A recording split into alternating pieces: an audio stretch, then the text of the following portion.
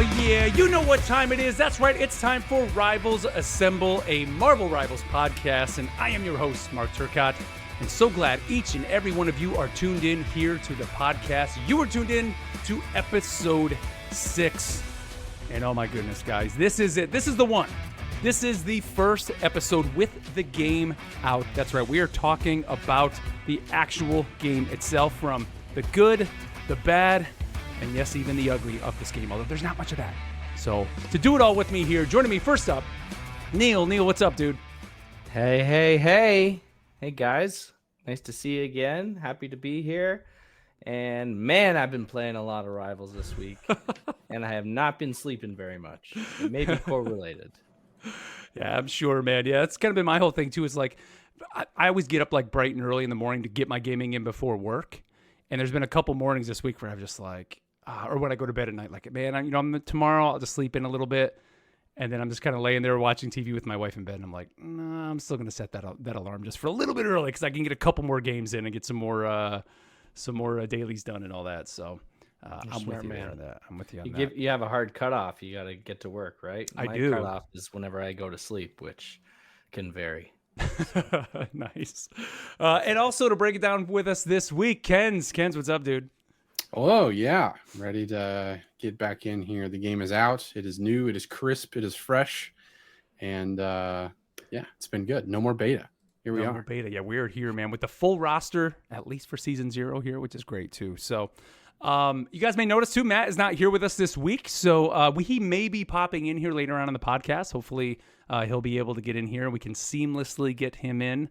But we'll see kind of where that goes. But like I said, lots to talk about here on the show this week. From we're going to just kind of give you our initial impressions of the game here, the new heroes, the maps, all the different things that are in there. There's things we didn't even know about, such as the gallery, all that. Then we're going to get into some news with the recap of the Discord AMA, the Season 0 trailer, and even the patch notes. We had our first patch notes for the game. And because this is going to be more of a kind of roundtable type episode, as we're kind of giving you our impressions, no Cerebro Files segment this week. However, we will be talking next week about Cloak and Dagger. So go get your Cloak and Dagger reading on, do your research, all that. And for my opinion, go play Cloak and Dagger in the game. Yeah. Because they're really, really good. But we're going to get to that here in a little bit. But a little bit of housekeeping here as always. Don't forget, always follow us over on the X/Twitter or the Blue Sky at Rivals Assemble. You can watch the show live. We record it live on YouTube and Twitch at Rivals Assemble Pod. And of course, you can always email the show at rivalsassemblepod@gmail.com. And big welcome to all our new audio listeners over on whatever platform you're listening to. I just saw a huge bump this week with the game coming out, which was obviously going to happen right when the game comes out. People reaching out looking for podcasts. So appreciate you guys. Make sure you subscribe to the show, and tell your friends if you because like you can't always be playing the game all day all the time. So if you want to get your conversation on a ride to work, on your run, whatever it is, we're here to give it to you. We're here to talk about some Marvel Rivals in your ear holes every week. So guys, let's jump. Violating. I know it is a little violating, right? It is. But let's jump in here to our news segment that we call the Not So Daily Bugle News. J. Jonah Jameson here.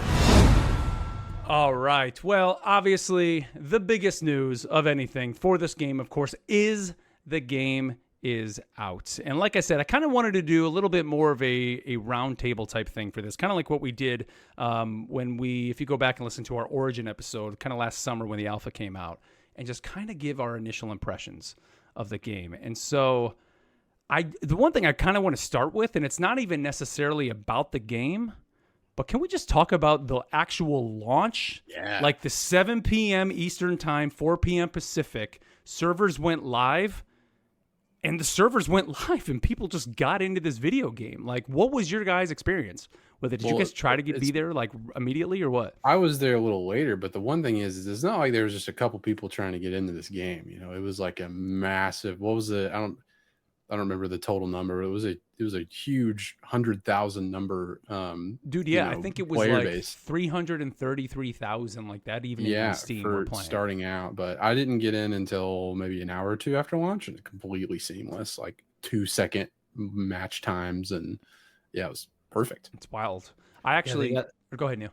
they got that Disney money, right? They've got enough And then servers that on. NetEase money That too. NetEase. That's NetEase what I was money. thinking. They got everything. It's not their first rodeo, and I was very impressed. Actually, at first I thought it was a new normal launch, where I was trying to get into the game on my PlayStation, had it all loaded up, ready to go. Okay, start.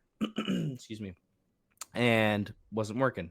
Said start connecting, wasn't working. Start connecting. And then I realized I was trying to play the beta version of it Yes. because it allowed me to download that instead of the other like full version. And so then I just had to sit around and wait for another download. But well, as soon as I did, I got in there and everything worked fine. Yeah, so. it was running for you. Well, I was worried because like I originally planned I worked till 6. The plan was to go home and I was going to sign on at 7 just to quickly grab like my username Turks is what I wanted, and then like sign off and then get on later with you guys and play. And so my wife sends me a message and she's like, "Hey, we're going to go to Chick-fil-A for dinner. Like meet us at Chick-fil-A after work." And I'm sitting there thinking like, "Oh, okay, like I want to go to Chick-fil-A, but like the servers Have you may be not messed seen up the and my family name's going to be gone." calendar? So like I literally signed on it. It was like 7:05 or something was like the time that we finally got home. I rushed in the door and I just assumed, I'm like, you know what? I'm never going to get in. There's probably going to be a huge queue of people waiting. I'm going to have to queue up and wait like 30 minutes. Servers aren't going to be handling this. No, just logged right in, got the server name. We even created our faction on PC. What is it? RVLSASSEMBL. I think we did it just right. However you spell the symbol, yeah. Yeah. And we just got it. And I was like, okay. And then I think I like played a match, went around the practice arena and was like, all right, well, we're just doing this. And then the only issue I had was, and they did actually put this up on kind of like a server-wide message, which was kind of cool to see in a game like this, was you could not buy the currency on Steam. And so, because I wanted to buy the Battle Pass like right away, and you couldn't do that for the first, I don't know, a little bit. It took about 30 minutes or so before I was able to do it.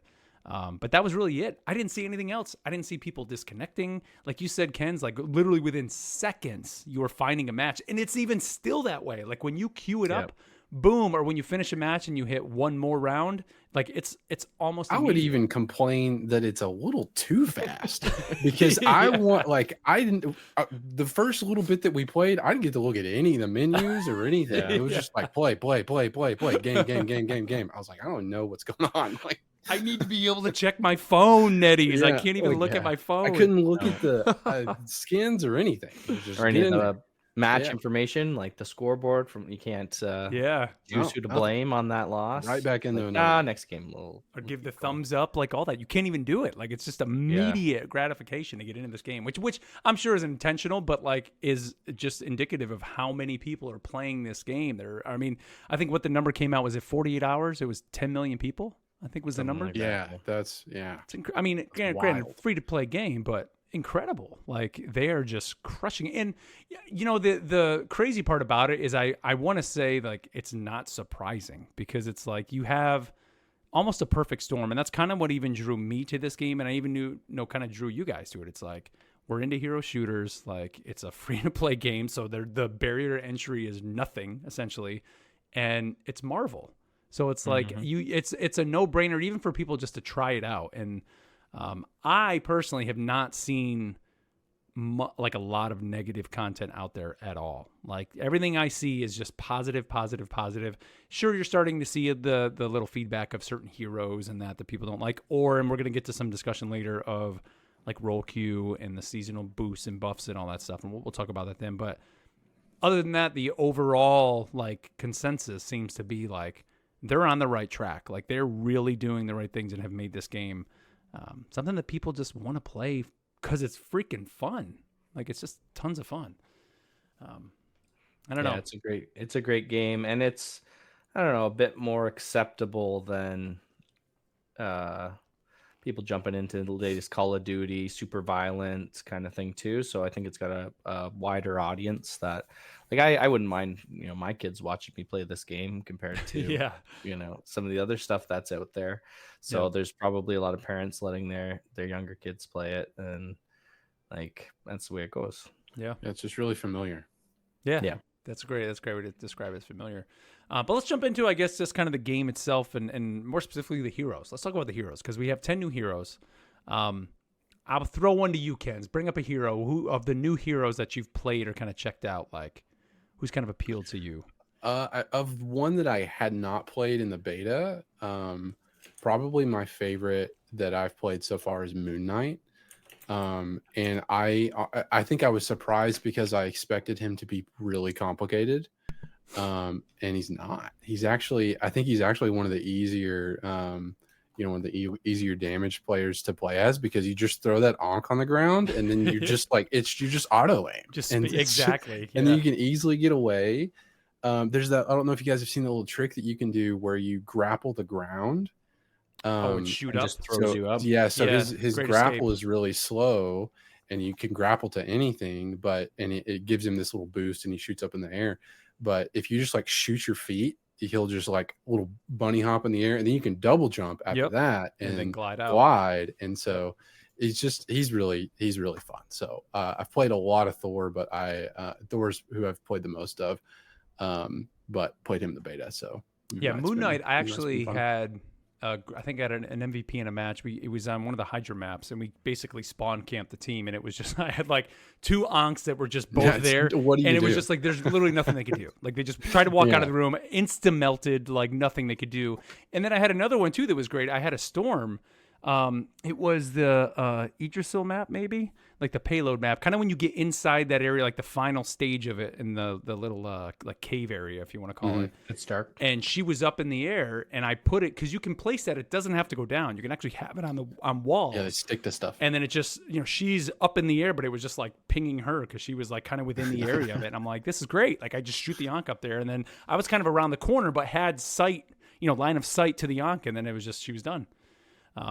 So yeah, Moon Knight is awesome, man. He's a lot of fun. He's, I think, one of the first newer characters I gravitated towards. It was him and then Winter Soldier, who I actually really liked as well. I did like, play a lot of Winter Soldier too. He is awesome, dude. Like just keep that blast. And one thing with him too I love is right now I'm sure a lot of people are getting harassed by Iron Fists and like Spider-Man. Like when they jump on you, they're right there.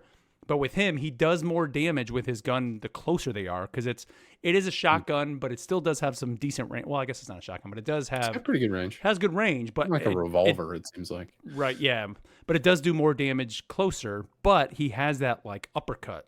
And so when they come in, if you just like quickly uppercut them, if you have your bionic arm blast, hit that and then do like one or two shots, they're dead like immediately. So it takes them out fast. But Neil, who do you got?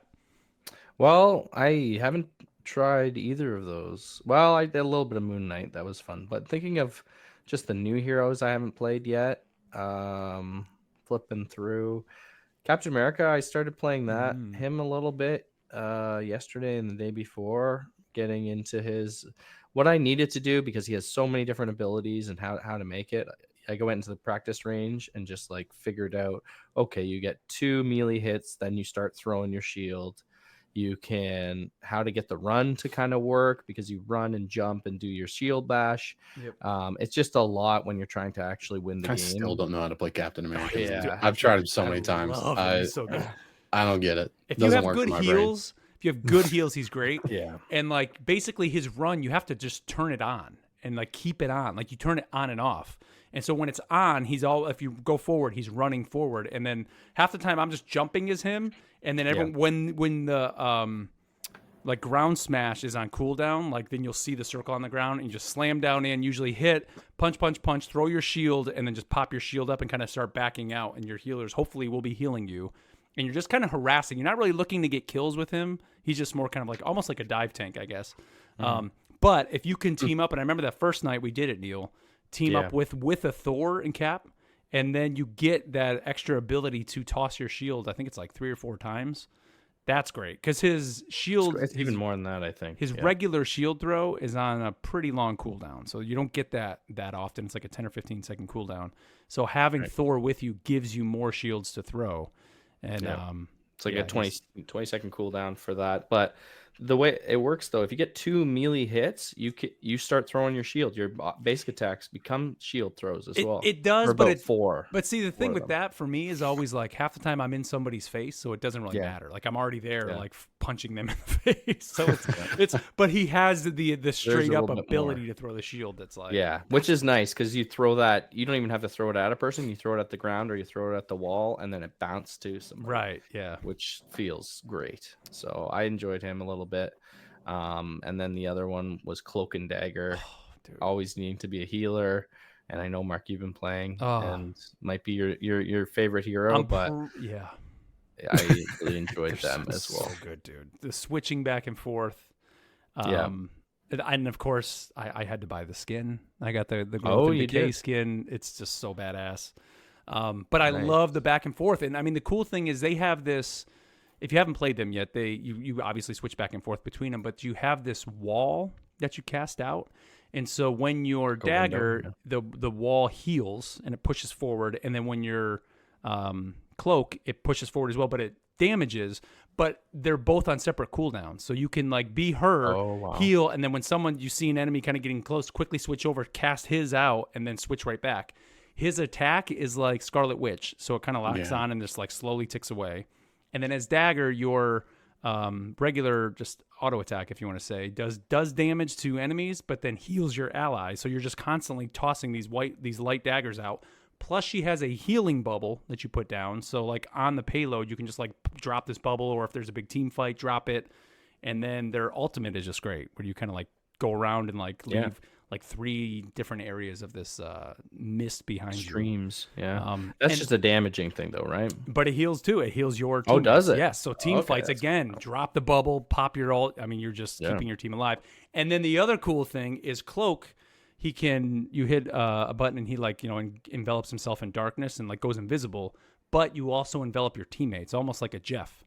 So you can actually like take your teammates. Like, if you hear like an Iron Man, like maximum pulse, and it's coming at you, just gather your teammates up, bring them in the darkness, pulse hits, nothing happens, and just pop them back out. Oh, wow. So you can save your team, which is great. Oh, I thought that was just like an invisibility thing. I didn't realize he like takes them to the darkness realm Yeah. or whatever. Gone. So, yeah, I thought it gave them a speed boost, but Yeah. maybe it does that too.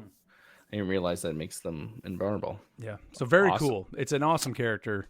And, Lots going on there. Yeah. First, I was like intimidated by it. I didn't even want to touch him because I'm like, there's no way. But like once you get I don't want to say there's like a beauty to the flow of that character, but once you kind of just get a feel for it, it's just I bet almost like there a is. rhythm. It's literally a rhythm of just playing that character. I mean, I've had matches where I was a solo strategist in the whole match and like got MVP. It happened this morning actually. Got MVP as a solo strategist and just had like 14,000 healing or whatever it was, and it was just like, I mean, it was chaotic because I'm having to heal multiple people, but kept the team alive. We got to win. I played him once, or played him a couple times, and tried to do it, but I was like, really not in the mood to learn right now. So, Yeah. so it's like there's a lot of learning I got to do for this. But I was getting a couple of cool things happening. So Yeah, definitely. I recommend people check them out. Yeah. They're very cool, and especially I mean, we're going to talk about in a second here about the competitive playlist. If people don't want to play a strategist, that is a great strategist I think to play. To help your team out. What do you guys? So have you played Iron Fist? I guess is kind of the big question. I mean, Iron Fist seems to be kind of all over the place. I've not tried. So I've smashed his skull in with Mjolnir many times, but I've not played him myself. I have over the last probably 48 hours fallen in love with Iron Fist, and it's kind of part of it is number one, something to talk about too is the other game mode that's in here, the arcade. Which I remember them saying there was going to be this conquest mode, and like I didn't even really think twice about it until the game came out, and I realized like, oh shit, there's actually like this arcade mode that has this other mode in it. Long story short, 6v6. It's a small Tokyo 2099 map. When you get a kill, the person drops a gem. First team to collect 50 gems wins, and you can gather multiple gems at once. And if you get killed, you drop like 4 or 5 gems. So like the counter kind of goes up rather quickly. Rounds are only 4 minutes. They're quick. So it's a great way to learn heroes and basically to have like 1v1 fights all over the map. So it's quick, boom, boom. You can knock out like your dailies and stuff like that, which is awesome. But I went in there with him, and after just a couple matches, finally got a feel for his kit. And dude, like he is just ridiculous. Like you just pointing at an enemy, you get this little yellow like reticule that is over them, and the minute you hit like your punch, it's like an auto attack or an auto lock on. So then he's locked on the enemy. So that's why if you're an Iron Man or a Storm and you've been up in the air and this Iron Fist is right in your face, it's because not only does he have a triple jump, but then he has his other kick that like launches him forward, and then that's all he needs to do is get in position where that yellow reticule is there, and then he's on you. So then as Iron Fist, you just have to keep your reticule pointed at the enemy, and you just melt people. So there is nothing more satisfying in this game right now than being an Iron Fist and jumping 50 feet into the air through your multiple like jumps and kicks to take down a Tony Stark flying above you.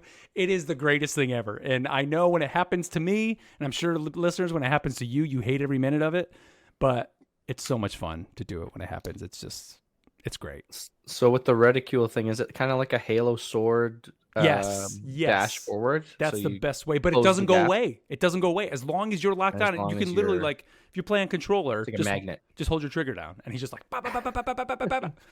It's But can they crazy. dodge out of it, kind of thing? Well, Like, you have that's to peek or- that's kind of the minutia of Keep it on his them, right? kit. Is there are blocks, and if you block it, like I think it like strengthens your punches, and then he also has a little like a damage reduce it like a defender type thing. So you hit that, so that gives you not necessarily a shield, maybe a little bit of armor.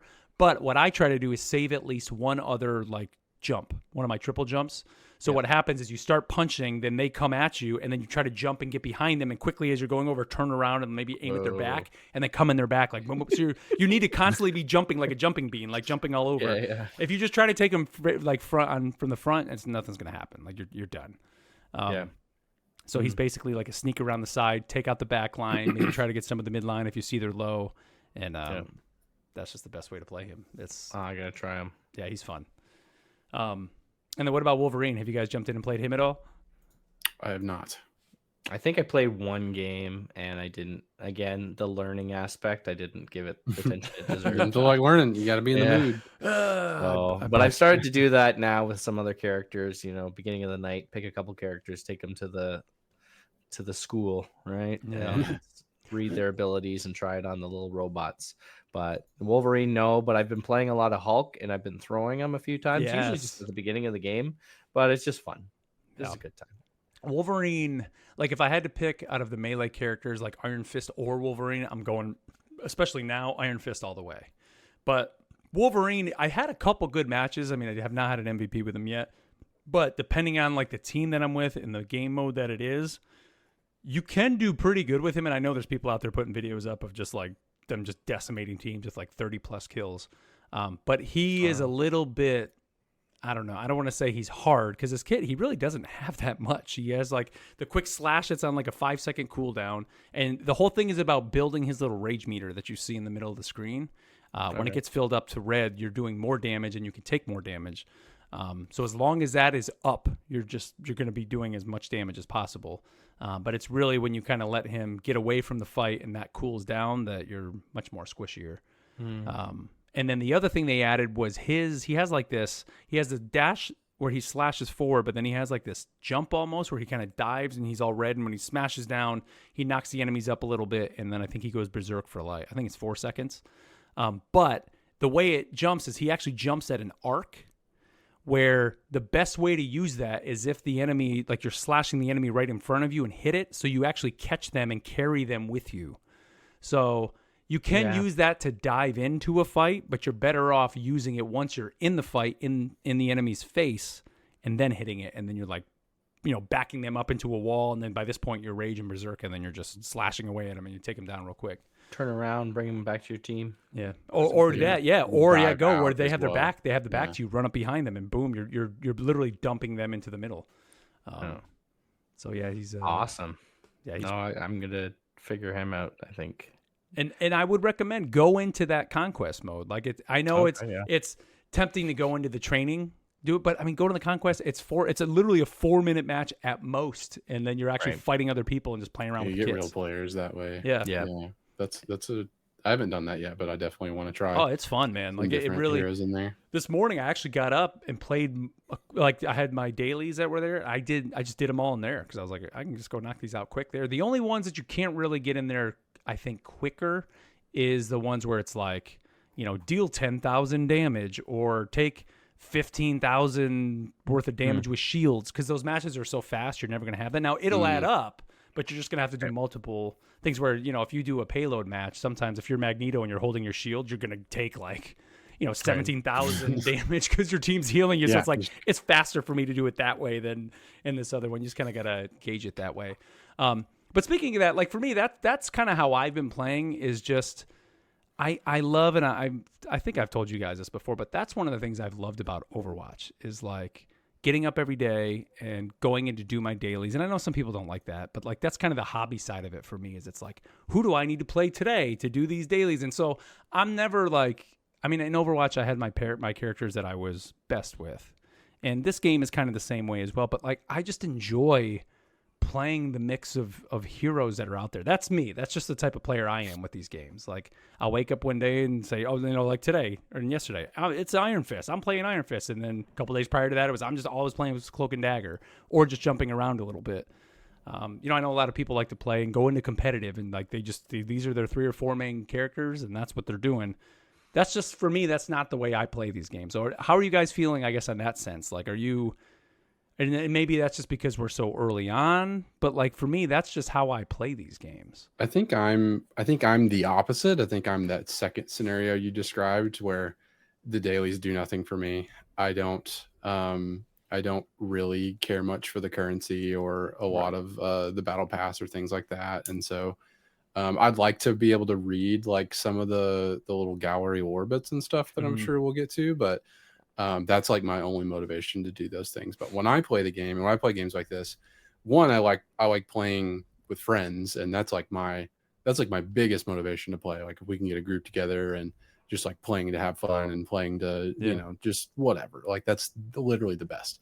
But if I'm playing with myself, my goal is to improve. Okay, let me pick a handful of my tank, my DPS, my healer, and a handful of those roles.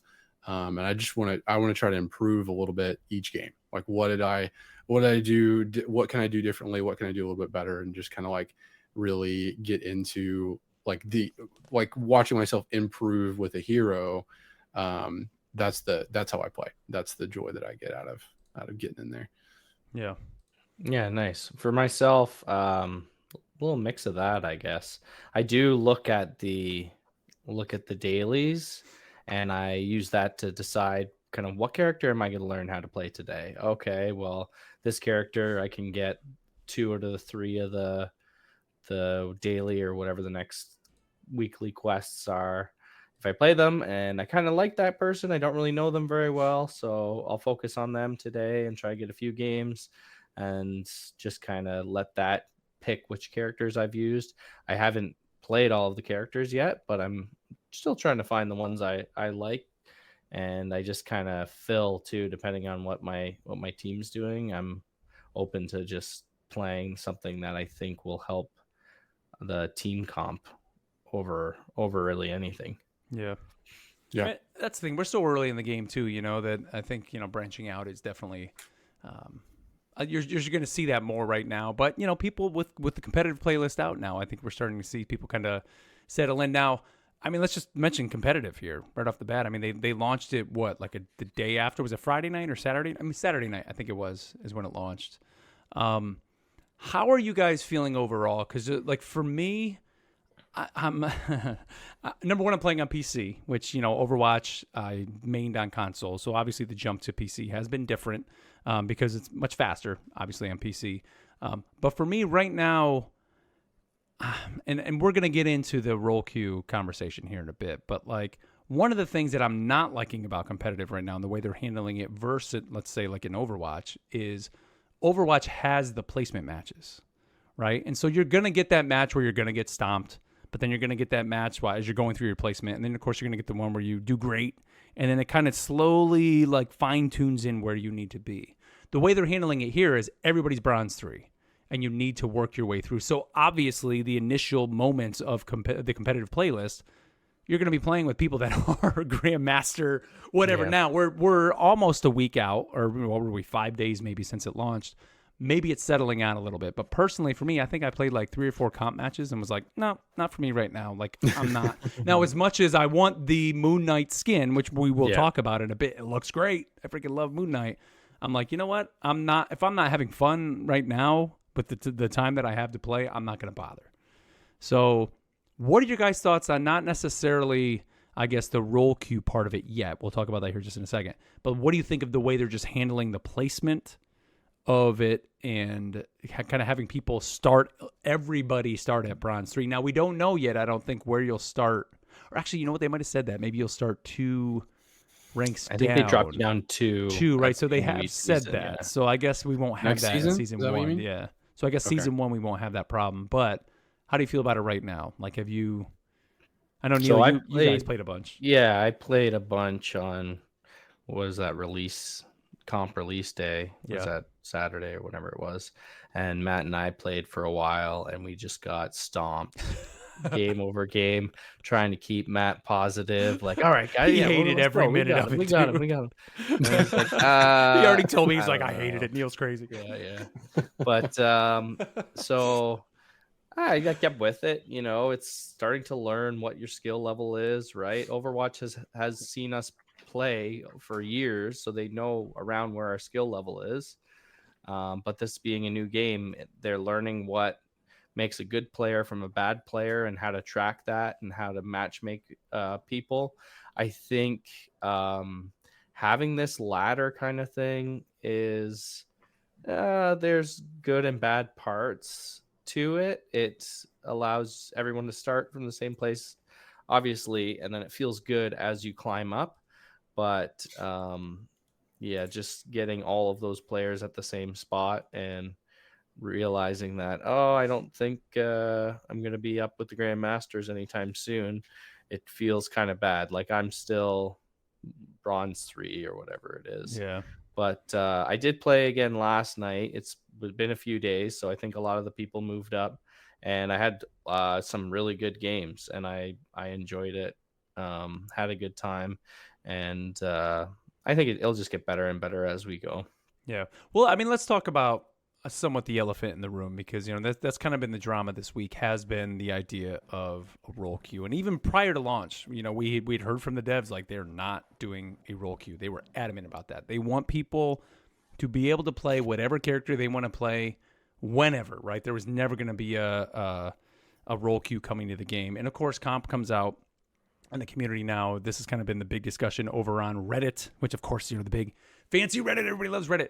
But seriously, I mean, it's a great way to get a pulse of kind of what's hot in the community, right? What's the hot topic? And I mean, you can just go to YouTube, search Marvel Rivals. Probably 1 out of every 4 or 5 videos you see are either here's how to fight Iron Fist, here's how to play Iron Fist, or what's up with role queue? Like, are we getting it or not getting it? Like, that's literally what all the YouTube videos are. And you know, I'm actually twofold on it. As a solo player, when I'm playing solo, I enjoy having the role queue in Overwatch, because then I can go in and say, I want to be a healer in this, or in this game, it would be, I want to play strategist, and I could go in. But I understand then the flip side of it, of the fact that this game is not as simple as a 2v2v2, right? Like, in Overwatch, they purposely set things up to have, you know, like you have your tank, but now, especially now they're 5v5. You have your tank, your 2 DPS, your 2 healers. This game, because it's 6v6 and just kind of the way the meta is, the power creep that all these characters have, having the seasonal buffs and all that, it just won't work. Like, and so I do see both of those sides to it. You know, I'm kind of right now to that point where it's like, I wish that there was like a solo queue where it's like, if everybody's playing solo, maybe lock us into roles. But then when you have teams come together, then you can have that open. I like how Overwatch has the 4 options. Overwatch has either Q as DPS, Q as healer, Q as tank, or just an all queue. Kind of wish they'd kind of do that. But then the argument against that is, then you increase your wait times to find a match. Right. And that's part of the reason why people don't want that. Now, granted, obviously the population in this game is huge right now, so you wouldn't probably have that right now, but 6 months down the line, we don't know. So, I don't know. Kenz, I want your take on it. Yeah, so I, just up front, I'm of the the camp, even if it's a small camp, that I don't want roll queue. I like this. You're not the small camp. Like, it seems like the majority is keep it. Okay. Yeah, Okay. like, I mean, honestly, dude, I think the minority is give us roll queue. It's like the vocal people that I've been seeing Okay. are keep it this way. So yeah, because I think that you know, for one, I think you've got to, I guess in a blunt way, you've got to learn to play the game. You know, you've got to be able to make those, like, part of the game is being able to switch up the strategy. You know, if you've got 2-2, I think it's great to start with 2-2-2. That's usually a pretty solid move. But if you're trying to push, and you know, depending on what the other team is doing, and you need more damage, then drop a tank, add some damage. You know, add a third tank if everyone's dying, add a third healer. Just the opportunity to make these changes and communicate with your team with what's needed. I think, and that was just the beauty of Overwatch 1, of being able to do that. But the issue is that you've got to have a positive and like emotionally healthy team, you know, that's like working together and knows how to communicate with one another. This does fall apart when you're solo queuing. And so I really like that. I haven't thought about that. I like that idea of doing a role, like, maybe not necessarily a role queue, but like so it doesn't lock you into a role, but you queue, like, select, like, I'm mainly a tank, so I'm gonna click tank. But when it goes to the game, you know, I could still play damage if I wanted to. See, but that would be a it's good, like yes. you've selected the role that you are planning to play, or that you are best at. So the game kind of assembles it that way, but still part of the game is switching, so it still gives you the opportunity to switch. Yeah. Like think that's rivals good. assembling, possibly. Yeah, is what it might be doing. Almost. Yeah. Like, even getting like just like a marker beside your name when you're picking your character. Yeah, like, I'm prefer usually tank. the tank. Yeah, I prefer that, because then Yeah. people are gonna know, okay, so he prefers tank. Let him play tank. I don't want him to make them play a healer if they're not used to playing healer. I want people to play what they're best at, and I think that's a great idea. Don't just they to do have that like in, a well, soft- I guess it's not competitive, in Pokemon Unite. Isn't that in there? oh man, The only reason I say bet. that is, like, I think when you play competitive, you may actually queue in competitive in a role, because it's been a long time since I played competitive in Pokemon Unite. But I think like when you just play the regular game, like, you go in and you have your team of 5, and you can say, like, I plan to go this lane, and I plan to play this type of character. And it's like, it's not locking you in. You're just kind of in the beginning saying, this is what I want to play. somewhere to start. Right. Yeah, And what like, I find that is, would be great, man. Yeah, what I find is everyone's just kind of sitting there waiting for somebody to pick something. That's option 1. That's everyone's just sitting waiting to fill. So it where in. are we going to eat tonight? Where do you want? Yeah. I don't know. Where do you want? What are we going to watch on Netflix? What are we gonna do? Yeah. Payload's coming. And then the other one is, we've got 5 DPSs and everyone's locked in. Jeff. I'm like, okay, Yeah. well, I'll heal then. So, but then another thing is, I check after we've loaded in the game. I bring up the character thing, because people have been changing around depending on what other people have been picking too. So then you have like your second round of picks, right? So another thing I like to do is, if everyone picked their players, we don't have any team ups, I check the team ups and I'm like, okay, what character can I switch to so we get one of these team up bonuses? Because that's a fun part of the game, and it forces me to kind of learn a new character sometimes, or what. But I think the team ups are a lot of fun. Yeah. It ends up being the toxicity of it that sucks. And it was the same problem with Overwatch, of you have someone on the team that becomes like the squad leader or whatever, that's like making, like telling everybody what to do and what to change, and you have people that are defiance in that. No, I'm not doing that. I'm going to do what I think's best. So it's like, you've got to find ways to communicate to the team, hey, this isn't working. This is maybe what we need to try. And I think that, like, because what ultimately ends up happening is you, like Neil said, you end up just sitting in a queue and you're like, all right, well, I don't know what everybody else is going to do, so I'm going to be the fill person. But then when you have a team full of fill people, it's like, okay, well, what are we doing? There could be a perfect What's match. happening? where- Talk to each other. Yeah, could be a perfect match where everybody has their spot and where they're most comfortable, but because you're trying to help your team out, no one's in the right spot, and then you're not playing the best as you could be. The other part of that is like, what kind of options do they have? Do they have a voice chat in there? There Obviously, is, there's text chat. I think on PC, you're like the straight up initial settings are you're in the voice chat and it's push to talk. I've yet to hear one person in. I've heard quite a few. I've heard nobody talk, dude. And I played like 100 games, not one person. Have they been nice? Not really, but I've heard, I've heard them. Now, console beta, I remember hearing people, but here on PC at launch, I literally have not heard a peep out of anybody. I don't know if that's just because people are all in their own Discord chats and not in it. Like when we play together, that's how we are. And then when I'm playing solo, I've just been silent. Now, again, I've only played a handful of comp matches, so maybe there's more in comp, but of the couple comp matches I played, nobody was talking. But again, and I know when people play competitive, like there's not a lot of people solo queuing into those, maybe like I am. So maybe I'm just getting matched up with, groups of like 2 or 3 people or maybe even a full 5 stack. Yeah. But I really want that Moon Knight skin, but I really don't feel like it's tough out there as a solo queue. If you really gotta, I know you gotta assemble. I know, man. Yeah, I think with all of this, it kind of also just pushes people to try and find a group, right? Yeah, I hope so. On the Discord, like their official channel, they have a whole bunch of voice channels for people to try and like find up a group, because then you can find people that fit well in your group with the characters they like to play.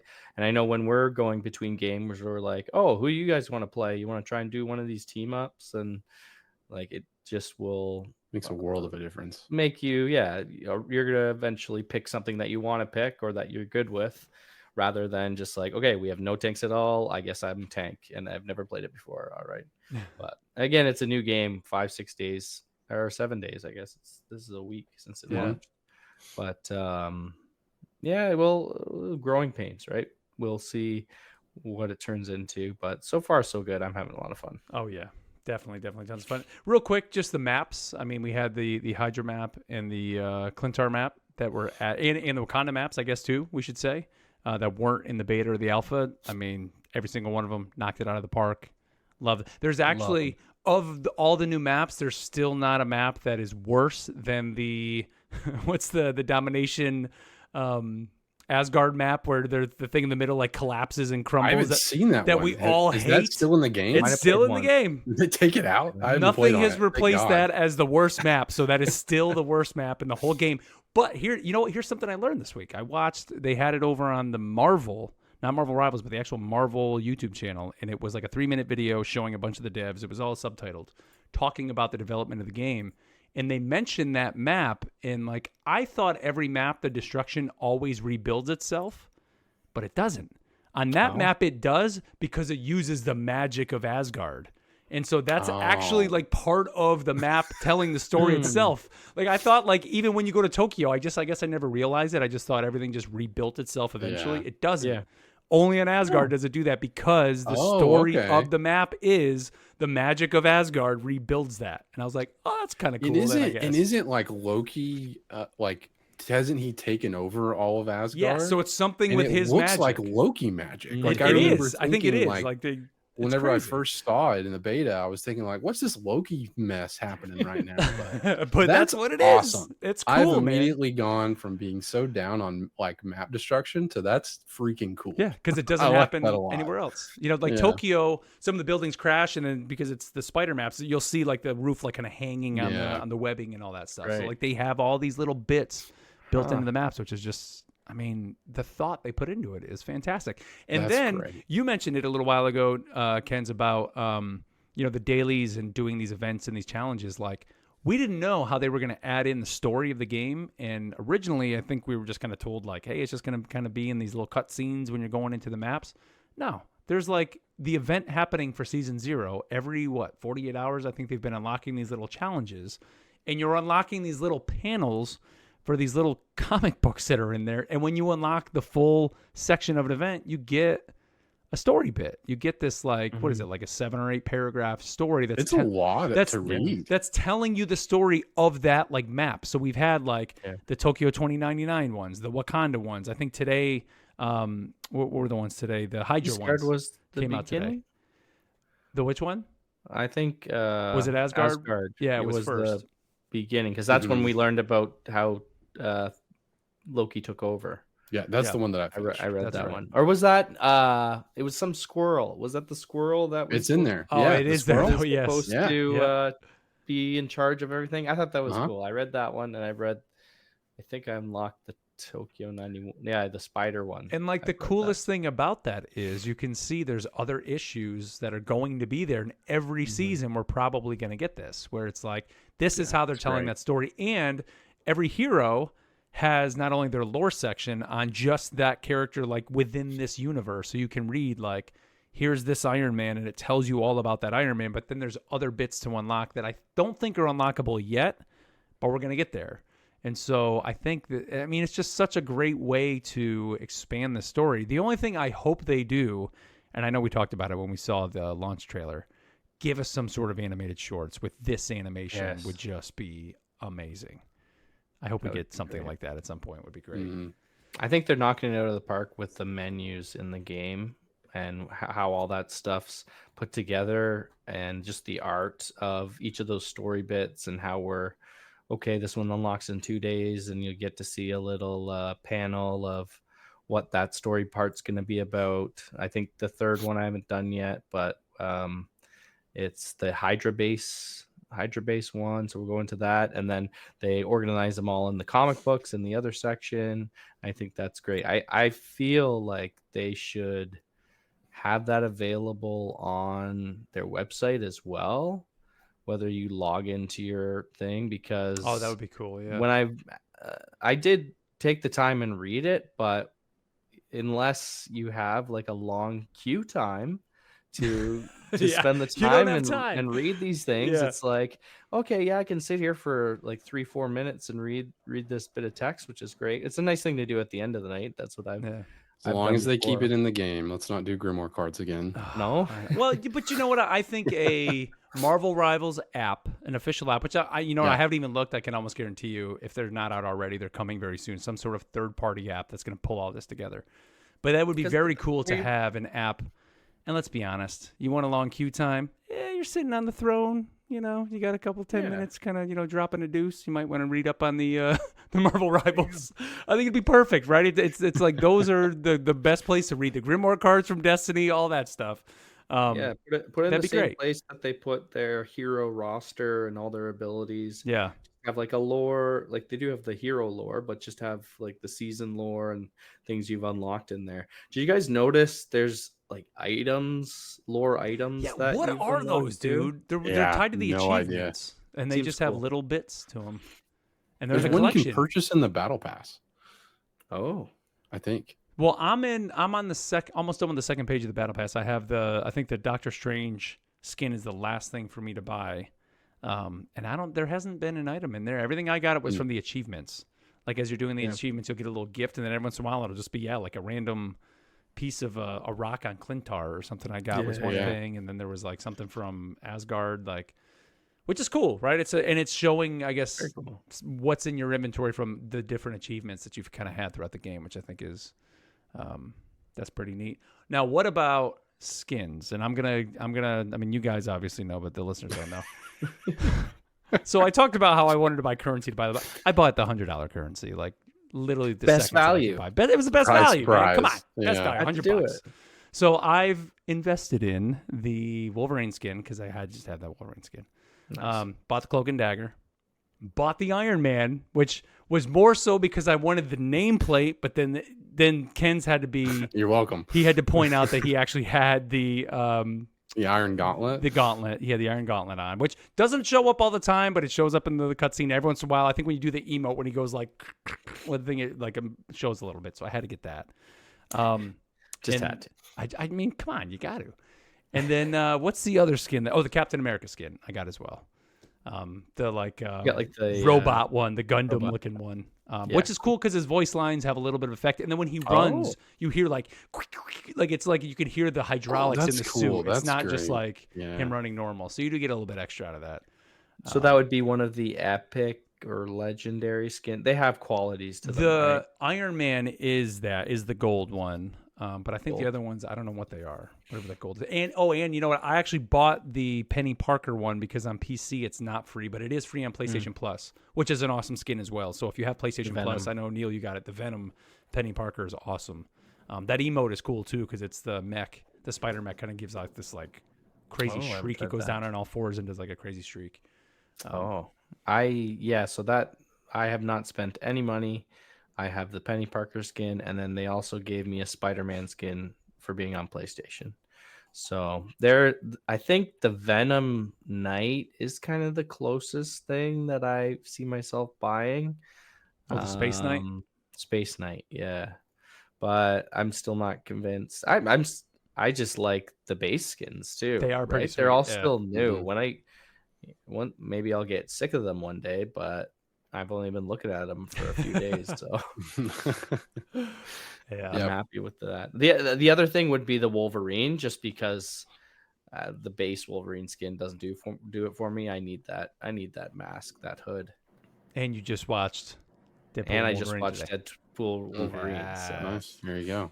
So, Yep, I did buy a skin. I told you guys I was not going to, that I don't buy skins, but they got me. And the game, they've knocked it out of the park so far. So I was like, I'll give them something. And I don't want anything in the battle pass. I didn't care for that. So I bought the Donny Cates Thor Herald skin, which is one of my favorite comic book arcs. Yep. Where Thor gets like a brand new like outfit. It's and he has a cape, and I really need Thor to have a cape. It's kind of the big thing that's been missing. But I did see that they're bringing in a Love and Thunder skin, I think. And so he'll have the cape there. But I'm happy with this one, and it has the little text on the side of Mjolnir. Oh, dude, that is so cool! I didn't even notice like it. Such a neat detail. Yeah. So I'm happy with that. I don't plan to buy any more for the time being, unless they throw something awesome at me. But they will. I'm sure they will. But yeah, they got me. I like how we're earning whatever the blue currency is that we can buy skins with. I think that's a big thing. And I was looking through, I was debating whether to get the battle pass or not, because you get 300 blue currency and 300 gold currency if you finish it, and it costs 490 gold currency or something. So it's like, so do they not give you enough, or do they give you enough? It's not enough, and it won't be enough for the next one because it's going to be double the cost. Price, but at least it's giving you like 600, because you can change gold to blue if you wanted to. So it's giving you like 600 currency. Yeah, you can like get through for the battle paying whatever. Can you buy anything with that though? Skins. The blue is what you buy. It with, but can you buy it with 600 currency though? No, there's not. I don't think you could probably buy some sprays and things, but I don't think there's a skin that's 600. Yeah, they're at least like. So you're still not like, you're still gonna have to pay money. Yeah, I mean, in the end though, let's. I mean, this is a great point. Let's talk about the monetization. They put out a dev talk. It was the 7th dev talk I think they did over on the website. Just about the monetization in general, and I mean, like you mentioned, Neil. I mean, they're giving you free currency even if you don't want to buy the battle pass. So if you see that's a spray that you want or something like that, basically you could get some stuff without having to spend money, some of those cosmetics. But the biggest thing, of course, the battle pass carries over. So you can continue to work on a battle pass.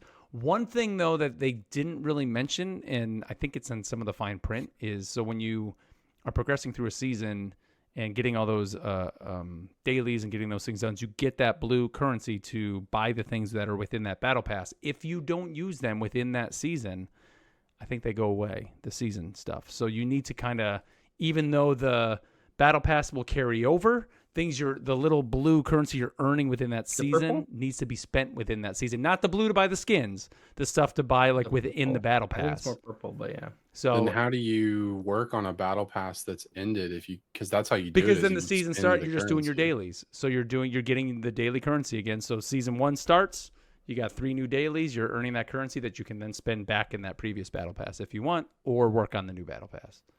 So it's like You just lose what the you don't daily use. stuff. Correct.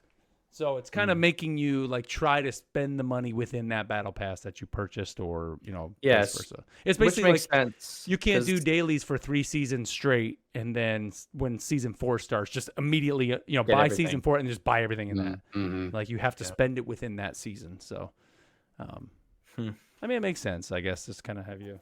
But overall, having them carry that over is a great thing. So when Yeah. you invest in that battle pass, you see something you want in there, you're going to be able to get it. You're not going to get the FOMO and have the stress of having to log in every day and have to play through that season. That is part of the reason why, like Fortnite. So I look at the battle pass and some like the Marvel one. That War Machine skin that they just had out recently looked awesome, but I'm like, I'm not gonna play enough Fortnite to unlock that. But if I buy it, I'm gonna be stressing, thinking I need to play every single day, And like, I don't know. But yeah, if you knew you could, finish it over a year or whatever, then you'd go back and play it. And I feel like that's an easier buy for me too. Yeah. I've done it before with Diablo 4 where, okay, I got the special edition. It came with a battle pass. I've got it. All right, I got one more week left. I'm like, okay, let's see how high I can get, at least trying to get all my premium currency back. But it just takes away from the fun of the game. You're not playing the game because you want to play it. You want to play it to get more value of the money you put in. Which it's not great. No. Don't like that. No. not a good way to feel. No. Yep. And of course, they did mention as well that what was I going to say? That you're going to get these free cosmetics, and that the cosmetics, everything's visual, so there's never going to be anything like to buy power in this game. Of course, all the heroes are free, so they doubled down, of course, on that. So we don't have to worry about there ever being anything in this game that's going to give someone an advantage over you, other than they may just be better at the game than you, I guess. Is the right way to say, or they may have a 5 or a 6 stack in comp, right? That's the only thing. They have friends and you don't. I think is kind that they bought. But bought. I'm sure Ken's is playing Thor better with his new skin, though. Absolutely, yeah. Because then he'll play him more. Yeah, because I'm playing him more now. He's like the one that I want to play because I've got a cool skin. That's right, of course. You get the cool sound effects, and you got your nice your title card on your profile. Yeah. Your MVP intro, you're gonna push harder to get those MVPs. That's right. That's right. So overall, I think this launch has just been actually pretty awesome in a world that we live in now, where we even have AAA single player games that launch and still are broken and still have problems and can't, or save wiping, people that you buy into early access and 3 days early and the saves are like all that junk. To have a massive game, multiplayer game, free to play, millions of people playing, and not have issues with the game, it's incredible. What's kind of going on with this game right now. So, like, kudos to NetEase for just knocking it out of the park in pretty much every aspect of the game. Let's talk a little bit about. They did a AMA, kind of Ask Me Anything before the game came out. I just kind of want to. We got a big thread here. This was from Miller Ross over on Twitter. He had a huge thread, kind of going through it all. And Neil, did you actually tuned into this? Didn't you? Yeah, I popped in here. I wasn't there for the whole time, but I caught kind of some of the end of it. But what it seemed like, you have a question. Well, they took a bunch of questions before, and so they had a big list of questions they were going through. But they had the whole team was there. You got to meet the whole team. They had everybody from the China team and then from the US team, and they just take turns and be like, okay, this one's for you, hosting questions, like a panel you would watch. Some of the questions were pretty interesting, and you could just tell of the team's excitement too. All of the developers were, because it was the night before launch, or they were doing it, and they're like, oh, we're so excited for tomorrow. And they were happy to go into details, and didn't seem like they had too many barriers up of like what you can't talk about. But some of the things he says, well, I can't really talk about that right now, but they were just, it was very, very well put together. Yeah. A couple things just random things they threw out there. I mean, they did mention, and we do know now, this weekend there is going to be a Marvel Rivals Champions tournament is coming. They also mentioned that only under 1% of matches to date have featured imbalanced team compositions. So I'm sure a lot of people don't feel that out there playing the game, but I think part of that. What does that mean? I think that was beta, right? Yes. So this Pre-launch. is pre-launch, but I think that means that like from their perspective, the character's abilities should have been fine. I think it's just player ability. It was imbalanced. So the composition of the team was not imbalanced. And of course is a player problem. I think is that. Basically he told us it's a you problem. It's not Right. an us problem. Pretty much. Yeah. He did say there's no anti-heroes only restriction on villains coming to the character roster. So kind of confirming we will get some villains at some point. Let's see. There's no schedule for balance patches at this time, so they're just going to kind of play it by ear and kind of wing it and see how it goes. There will be some new big bads being teased, or they have teased some more big bads besides just the 2 Dooms. And this is funny. They kind of ended it by saying they're aware of potential server issues day one, and they're on standby, ready to resolve anything. And of course, that is coming on. And there was nothing. I didn't hear awesome. any. Seasons will last 13 weeks. He did confirm that as well. And that there will be plural new heroes every season. So, That's huge. yeah. And of course, players' rank will decay 2 tiers between the seasons in competitive. So, There was a lot of talk what's in about there? people asking about alternates of the same character kind of thing. And what I remember from their response was, yeah, you know what? We've got so many people to choose from. We could spend all that time and give you like just the same character with a few different abilities, say like Thor or Jane Foster. Jane Foster Mighty Thor. or Yeah. whatever, right? Or like with Venom, you got Eddie Brock. They even already give him a skin that's the Flash Thompson Venom, right? So they're like, maybe one day, but they have such a huge list to work from of new, unique individual characters that they're going to do that before they start looking at alternate versions of the characters they already have. Yeah. I mean, you could see a hero like Spider-Man. Like, sure, you have a Miles Morales, but that's not necessarily a reskin because Miles can go invisible and has the shock. There's a Now, lot of different powers. Flash Thompson Venom, sure, the Space Knight skin is technically Flash Thompson, but the actual, like, Flash Thompson Venom has dual pistols and is more of a... So it's like, that... Sure, the Space Knight Flash Thompson is more of a reskin, but in my head, the Flash Thompson Venom is totally different than Have another one. regular Venom. He's More like pulling a out- duelist. He's almost like a Winter Soldier Venom practically. Yeah. So Hmm. we'll see. So we'll see. Yeah, definitely some cool things in there. We also this week did get, or before launch, we got the story trailer for the game, which I kind of pulled up on the screen for those watching live. What did you guys think? Kind of where things are set, Neil? I know you had kind of thrown this in the rundown. I actually had, believe it or not, forgotten this thing had come out as we were going into it. Again, I hope we get this animation, like animate this for us. Yes. Yeah, it's awesome. It gives a good kind of overview of Doctor Doom trying to get science and magic and figure it all out. And so he creates this break in realities and the time stream and a whole bunch of other stuff. I thought that was pretty interesting. It kind of goes into the background of each of the multiverses or each of the universes, chronoverses. Like we've got the 2099 one, we've got like the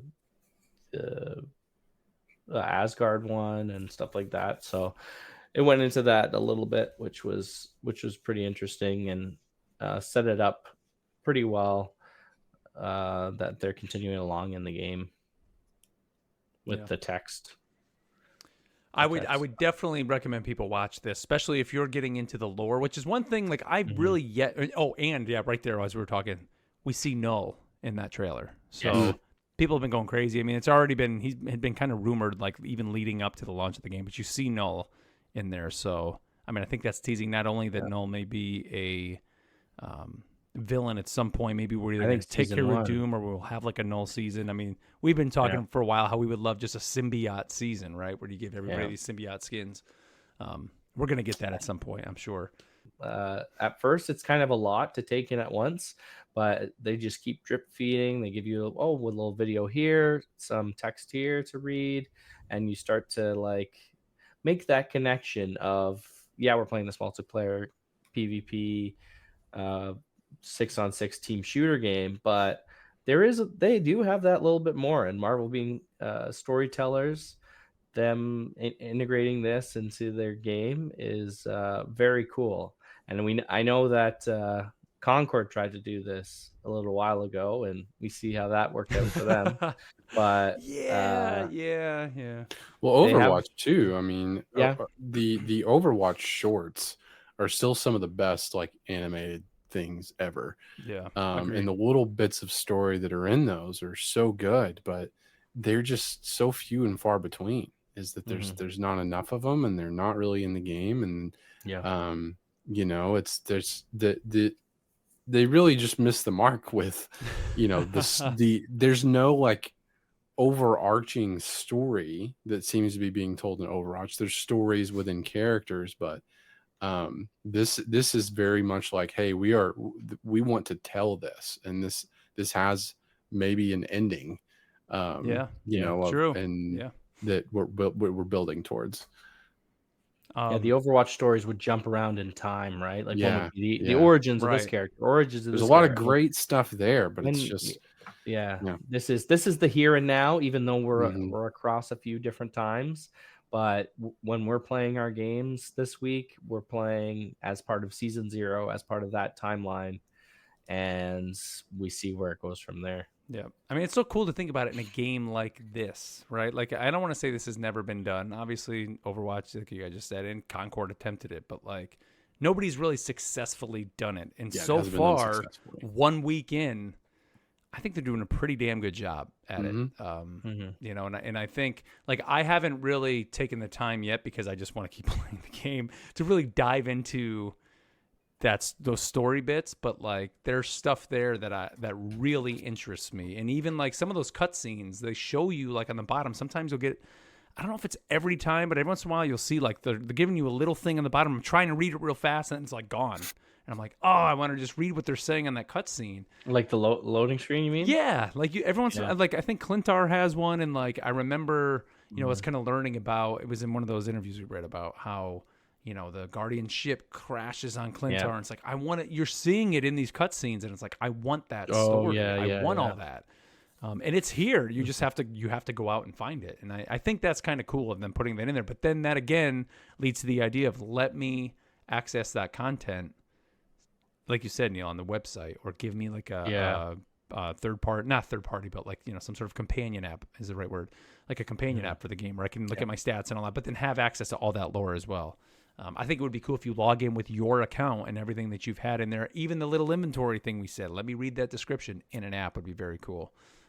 So who knows? Maybe that's on the way. Maybe we'll get that at some point. Did you guys notice in one of the Tokyo 2099 maps, in the spawn room or the waiting room while you're waiting, they have NPCs show up. So Spider Zero is in one of those maps, and I see her just at the end, right before, because she disappears as the countdown's going down. But I think you can go and like talk to her and get some information. I saw it in a few different places.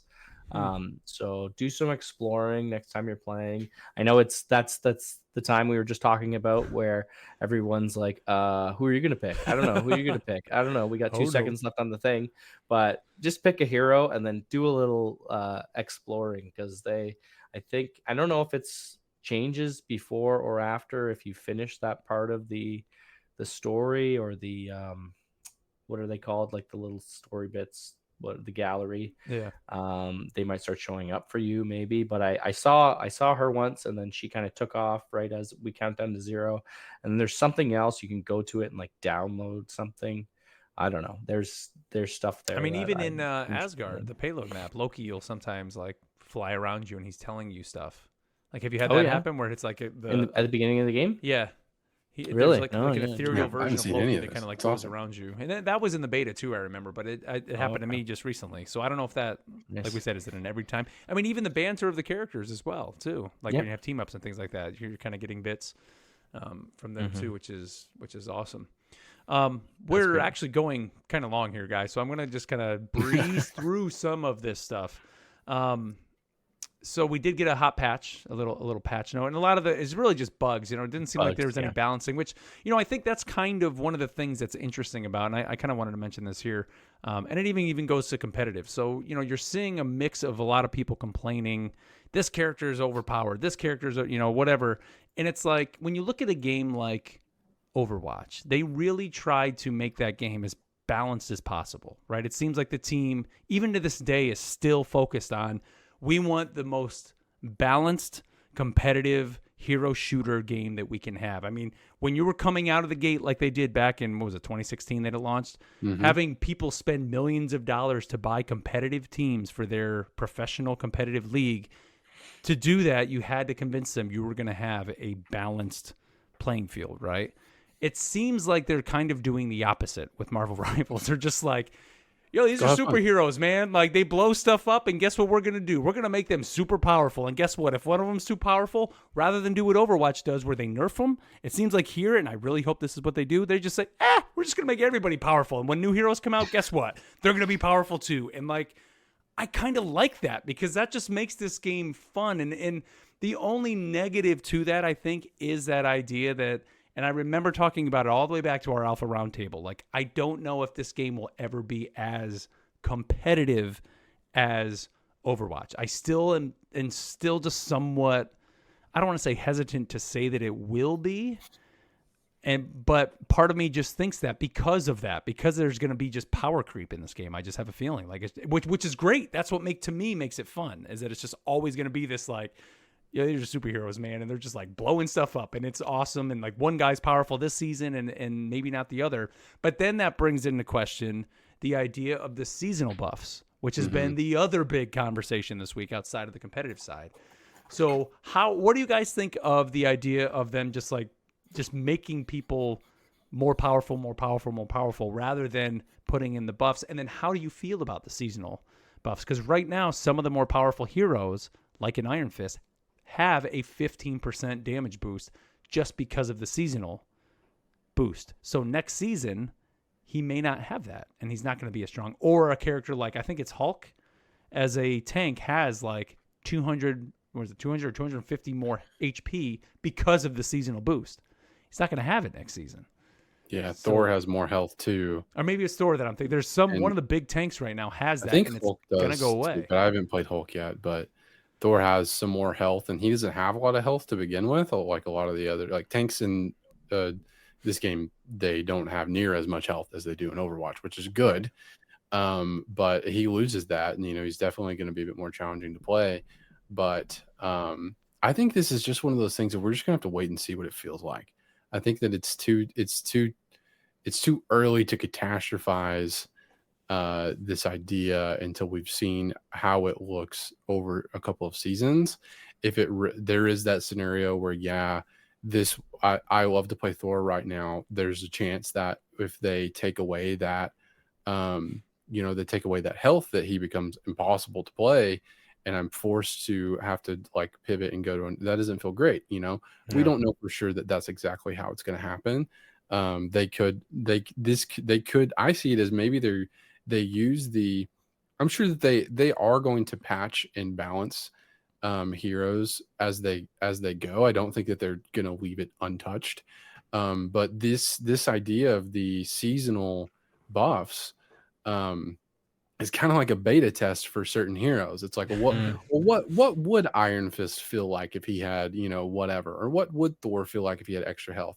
Take that away, what does he feel like then? Okay, well, clearly needs to be a change here. Let's bring it back up to what it needs to be, and so yeah, those are my thoughts. That's a good point. Yeah, I didn't even think of that. Like, maybe that's it. Like, so maybe the start of next season, they take those away, and then like, oh, you know what, that doesn't work, and then they put out a patch a week and a half, 2 weeks later, and boom, he's back to where he was, and like that becomes his baseline.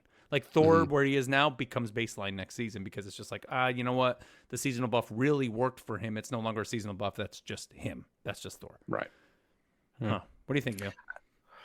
Well, yeah, I'm kind of feel a bit disappointed that it's an always active thing and it's not when you just team up. But I think that's a way to get people excited about team ups, right? Because if these people have these seasonal buffs, then they're going to start picking them, and they don't get the extra ability or whatever as part of the team up. But then when those characters are getting picked more that season, then the other side of the team up, they have more choices, and it's likely that, hey, if I'm not picking a character that's buffed, at least I get a character that has a extra ability, right? So I want to see how drastic it's going to be for team up changes. Are they just going to throw all of these out the window and give you a whole new set of team up abilities? Dude, if they do that, like, kudos to them for coming up with Seems like that a many lot of team up work. abilities right now. Like, because there's already a bunch in the game. I mean, we mentioned the Captain They're America fun. shield. We mentioned Moon Knight has the invisibility when you're rolling with was it Cloak and Dagger? I think. I've been using Wolverine, Luna Hulk Snow, and Iron Fist. We've got to do that tonight, Mark. Yeah, I need the magic Show that. Black Panther one. That's the only Wakanda thing I need for the Okay. event. I got to use that ability like 5 times or something like that. I need that, and then I need one more win on the Hydra map, and then I'm all caught up. I think on my events. Okay. Yeah, Luna Snow just gets like a Frost Aura kind of thing, or like a Frost Nova that is heals and knocks people up and damages them, and it's those are fun. The Cap one is one of the most fun, where you just get the Shield, extra ranged attacks. I think Storms is similar to that. Yeah. Yeah, I wish Captain America's shield just was not on a cooldown, and the only thing the cooldown was his shield having to be back in your hand. Like, I just wish I could either do melee with the right click or with the left click, and then with the right click just toss the shield. Like, and as long as like shield's out, boom, boom, boom, shield comes back, I catch it and just let me throw it again immediately. But you can't. Like, I just wish I could do that. And I understand they don't want you just, I guess, spamming that as much, but Especially because it bounces and you can hit more than one person with the shield, right? yeah. I just want to hit everybody in the face with the shield. That's all I want to do. That's all I should do. I'm Captain America, man. That's what Just he like does. a low reload That's his thing. sniper, right? That's When what he you're playing does. with a gun with a single shot, or a Hawkeye, right? You're loading up your bow. You get that one shot. You got to wait a few seconds to do that next shot. I've only played him maybe just a couple deaths, I'll say, and probably one match. Like, he's one character I haven't played a lot of. Hawkeye. Yeah, I've had a couple matches where he's been kind of annoying, but not so much. But Yeah. you know who's been, I want to say, like, not annoying at all, and I had a great match with Iron Fist. I think I've mentioned to you guys, is Black Widow. Like, I thought she was gonna be constantly in every map, just melting me. Like, I've seen a couple Black Widows, I kind of forgot about her. they've done like nothing. And dude, the Iron Fist match I had, it was a Black Widow, a Hawkeye, and I think it was a Bucky. And like, they refused to change. I mean, I thought the Bucky was gonna be like a hindrance to me, but he wasn't. I mean, I was just murdering him. But like, or I'm sorry, KOing him. But I mean, they just didn't want to change. And I got an MVP that match. I had like, 23, 24 kills or whatever it was. Just because I just kept like, okay, I'll go around the side and just jump in your face, bap, bap, bap, bap, bap, down, do it again, just do it again, do it again. And like, the Black Widow and the Hawkeye could do nothing. There was just nothing they could do. It was great. It's awesome. All right. We did mention there is a skin. So I want to throw this up in the stream real quick. The new skin that is coming with the comp playlist. So you can see it up on the screen. This Golden Moon Knight skin. So if you want to get in there and get up to gold, you can get this. You got to be what? What is it? Gold. Is it 1?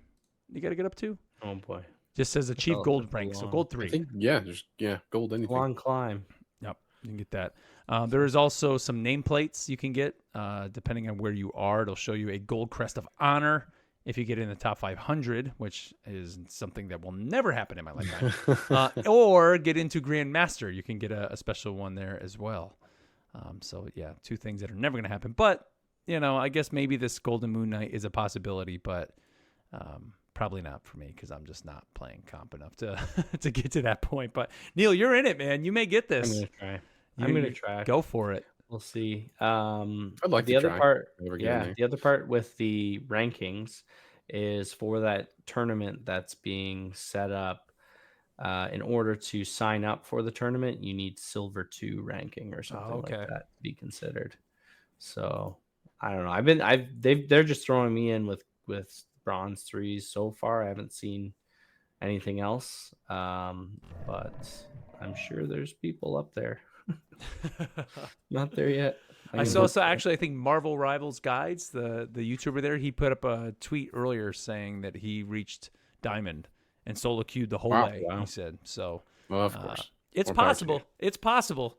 And he said he basically just backfilled. I think he just had played Yeah. whatever was needed and made his way up there. So it's possible, but took him 5 days I guess to get there. But Get him in my games. yeah, I know. Well, the other thing was Team up. about that. When you get to diamonds, they have bans on heroes. Apparently, That's cool. I've heard.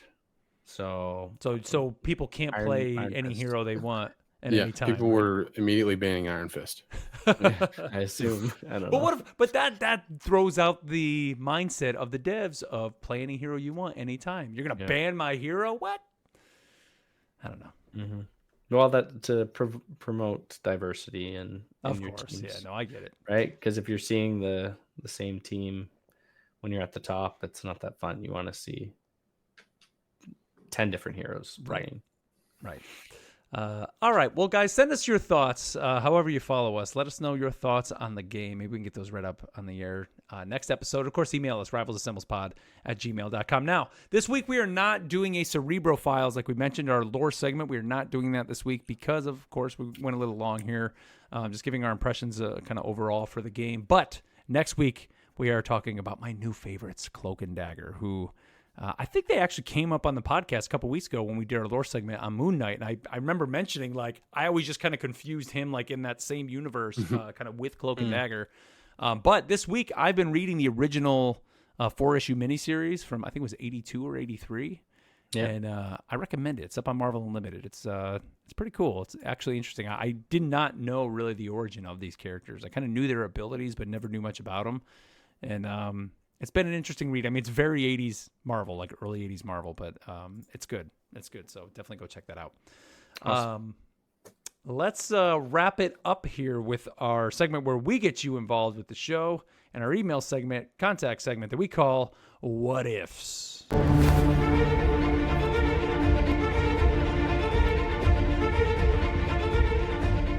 All right. Well, like I said, email the show, rivalsassemblepod@gmail.com, or hit us up on any of our social network avenues, as well as even like YouTube videos. If you want to leave a comment over there, leave it there. We do see all those. And the first one we're going to mention here, this actually comes to us over on Spotify. And this one comes to us from, I'm going to say his name right this time, Karma. So last time it's spelled KA7M6, but it's actually Karma. And he says, now that the game is out, do you guys think that if you had to rate the game, would you rate it a 10 out of 10? What do you guys think? Are you giving Rivals a 10? Neil, you go first. Yeah, I'll give it a 10. I'm having a great time. I have nothing really to complain about it. The launch went well. The graphics, the sound, this is a full release.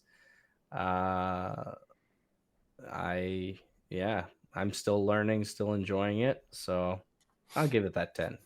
Yeah, Sure. I mean, for me, I mean, my scale is always kind of weird in how I'm rating games. I'm looking more at just the fun factor, and I will probably say this is probably the most fun I've had in a video game in the year of 2024, probably so far. And that's not even here in the full launch. Like, this is going back to alpha, beta, just like the minute I played the alpha, I was like, this is the game that I know I'm going to have the most fun with, the one I'm most looking forward to here to come out this year, because we knew it was coming out. Well, we didn't know for a while that it was coming out at the end of this year, but just looking at all the games I played this year, I mean, I even played like Metaphor, which is just an incredible story, the game for that. Played the new Zelda. Astrobot? You said that one was Okay. Maybe. Well, all right. You got Equal me. amount. Astrobot's incredible, but for a different reason. Like Astrobot is a one and done, even though now they're putting out a free expansion and they keep putting out levels, which is amazing in itself. But, Nice. so okay, I give them both a 10 out of 10. They're both a 10 out of 10. I'm doing it. They're both a 10 out of 10 in my You can book. do that. The rating games is tough for me to say what is a 10 out of 10 is such a subjective thing.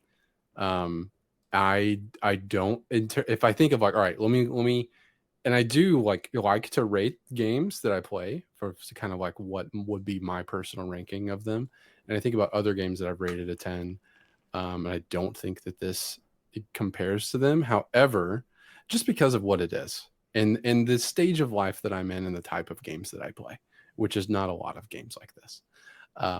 And however, I think about how Overwatch won Game of the Year. It did. That's right. Game Awards. Wow, really? Or Game Awards are Literally going on happening right now, Actually, yeah. literally happening right this second. So that was 2017 Game Awards or whatever the next year was. Or maybe I guess it might have been 2016. Yeah, one Game of the Year. And so I do think that I'm having just as much fun in Marvel Rivals as I was with Overwatch 1. Yeah. So I probably won't give it a number, but take that as you will. Nice. Yeah. So I think overall we're digging the game for sure. And I know if you're listening to this, you're enjoying the game as well. Let's see, we got one more. This comes to us over on Twitter, and this is from Deity503, and he gave a hot take. He says, hot take. And this is we already kind of had this discussion, but we'll throw his thoughts in here. He says, with team-up abilities, role queue would be impossible. The game won't survive forcing a team comp, then essentially forcing a more specific comp with team-ups. Season 0 would be the same characters every game with no diversity. The only ones screaming for role lock are DPS, so why don't we just force DPS to have to switch roles every 4th game? You can't pick DPS 4 games in a row. There's a solution if you want role queue or role lock. So number one, I don't think they could ever do that, like stop you from picking 4 games in a row. That's just not going to happen. But he does bring up a good point, and that's one knock is if one of the selling points of this game, and Neil, you love it, is the team-ups. When you then start the role queue and lock people in, you're then basically also limiting team ups. You're either breaking the team ups or forcing team ups, where it's like, hey, if we want this advantage, you have to play this character because we have to have this team up, especially in a game where you have 7 strategists and 7 vanguards and then 20 some odd duelists. That's part of the problem, I think, right there too, is like. Overwatch still kind of has that where they don't have as many healers and as many. There's always going to be more, but it's like there's so many more duelists than you have in those other queues that it limits it. But I think that's a great point, man. The team ups make really changes things.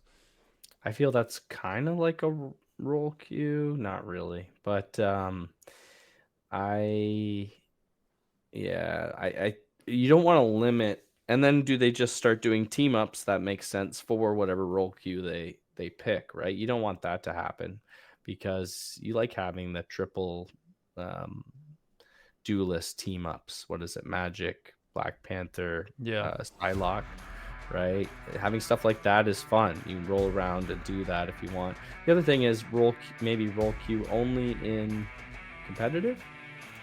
That's the thing too. Like it doesn't have to be always. But I think we already talked about this a little bit earlier, how they can do that.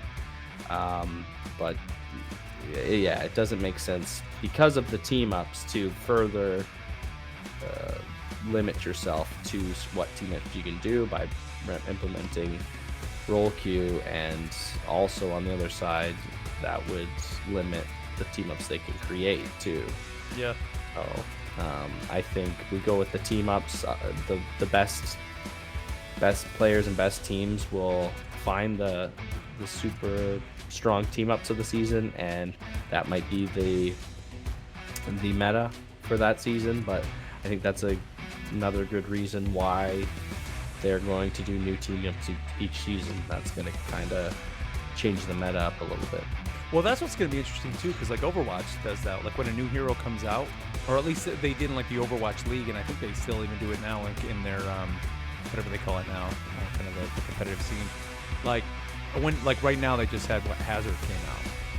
I don't think he's going to be in a tournament for a while. Like a lot of times a new hero comes out, they're not. How are they going to handle these team ups and seasonal buffs and all that stuff? Like, is it like if there's a tournament, let's say week 3 of season 1, and it's an official NetEase run tournament, is all that stuff active in there, or are your pro players, are they going to roll it back and go to, hey, you've been practicing? Like, I don't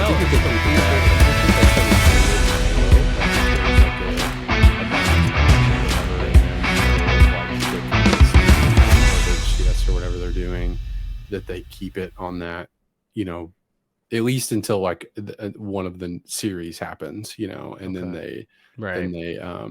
they start practicing on the new patch for the next event. I guess that makes sense if it's season based, or like if you're having a season, all right, this team plays this team, then you play this team, and it happens over a season, then it makes sense for everybody to be playing the same rules when they're playing the other teams to do your seeding to see where you're going to end up in a tournament. If it's just a tournament over a weekend or something, use the latest thing. A good player would be able to adapt, and strategists and stuff to figure it out, and that could be fun. Oh, big changes right on the door of like the world tournament. Let's see who comes out on really top. good. You might have been good last week once you figured it all out, but we just turned it around. It's on its head now. Let's see who's got the flexibility to come out on top. Yeah. So I think that'll be kind of interesting to see kind of how they handle that, and then how that pro scene kind of plays out. Because, you know, we're having a tournament this weekend, which I'm really interested in checking out, and we'll probably be talking about it next week for sure, to kind of get some updates on that and just kind of see who rises to the top in that tournament. But I'm interested kind of moving forward how that's going to play into even people wanting to become a pro player in this game. You know, those who are like your HCS players on teams like Optic and all those teams. Like, are we going to see them develop teams within Rivals? And then, how do they handle all that? It's going to just be kind of interesting. But thanks for the questions, or question, Deity, man. Really, really cool hot take, man, on that. But again, if you want to be a part of the show, reach out to us on whatever platform you follow us on, because we're getting all comments there. Or you, of course, can email us, rivalsassemblepod@gmail.com. Well, guys, let's wrap it up there. Unfortunately, Matt, I think, was unable to join us here tonight. So he will be here next week, and we'll be, of course, catching up with him, kind of getting his thoughts on the game. And I'm sure there's going to be some good stuff coming out. I'm really interested to see, I think, now that the game is out, how often we're going to get some news bits from them. And of course, you know, the podcast always shifts whenever a game comes out. I mean, this happened to me back when we did Guardian Radio with Destiny. It was like, we always had the build up and here's all the excitement. And then once the game's out there, then it's like, okay, now the show kind of transitions a little bit to, okay, we're talking about the game itself. So, we'll see kind of how it all moves forward. But of course, we're still going to keep the lore segment and all that within the show, because that's really kind of part of the big part of the show that we want to do too, is we're all Marvel fans. So we're talking about that here on the podcast. Real quick before we give out the final stuff here, any final thoughts on the game, or any advice to players out there you guys want to throw out? Stay positive. It's a video game. Enjoy it. And don't be like the Jeff that Mark and I had on our team the other day. Ates, the both of us, threw us off the edge. Actually, and himself. No enemies in anywhere. I don't think he understood the UI, that the two little heroes, because it shows you, here's your teammates you ate, and here's the enemies that you ate. I did think he just saw two people. It's like, I got somebody. Come on. Me and Neil just sat there, we're like, what is he doing? Right over the edge, dead. Like, dude. Oh, terrible. See, but it's fun. So, yeah, that's a good thing. Thank you, Be Jeff. positive. Be nice. Maybe next time, at least get one. It's so fun. But yeah, of course, again, email us, rivalsassemblepod@gmail.com, and whatever podcast service you're listening to us on, be sure to subscribe. And if you can, leave us a review over there. It helps move us up the rankings, the podcast rankings. We love that.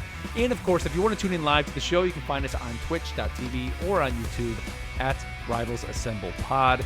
And the archive of the live recording of this, you want to see our lovely mugs and see whatever we're showing on the screen, you can see that in there in the live archive of that. So everybody here, thank you as always for tuning into the show.